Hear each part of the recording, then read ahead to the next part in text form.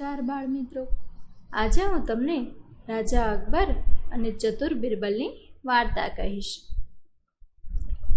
વાર્તાનું નામ છે ઈશ્વરના રૂપો. એક વખત બાદશાહ અકબરે બિરબલને સવાલ કર્યો કે જો ઈશ્વર એક જ છે, તેના સિવાય બીજા કોઈનું અસ્તિત્વ નથી, તો પછી આટલા બધા દેવી દેવતાનો શું અર્થ થાય છે?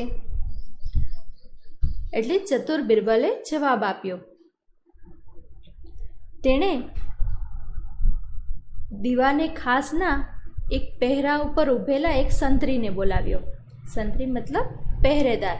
પહેરેદારને બોલાવ્યો અને તેની પાઘડી તરફ ઈશારો કરી અને અકબરને પૂછ્યું કે રાજા અકબર, આ શું છે?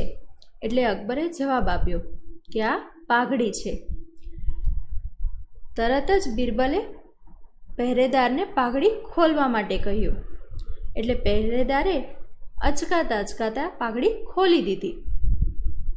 પછી બિરબલે તેને તે પાઘડી કમરમાં બાંધવા માટે કહ્યું. પહેરેદારે તે પાઘડી કમરમાં બાંધી દીધી અને ફરી બિરબલે બાદશાહને પૂછ્યું કે આ શું છે? એટલે અકબરે કહ્યું કે આ કમરબંધ છે. પછી બિરબલે તે પાઘડી પહેરેદારને તેના ખંભા પર મૂકવા કહ્યું અને પછી પાછું અકબરને પૂછ્યું તો અકબરે કહ્યું કે આ તો ખેસ છે.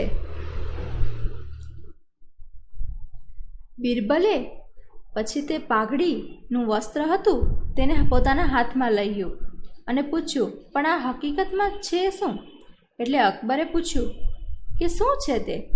એટલે બિરબલે જવાબ આપ્યો કે આ તો કપડું છે.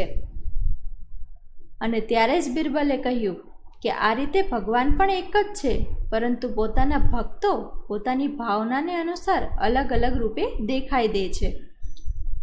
આ ઉદાહરણને લીધે અકબરની નજરમાં બિરબલનું માન વધારે વધી ગયું. તો બાળ મિત્રો, કેવી લાગી તમને વાર્તા?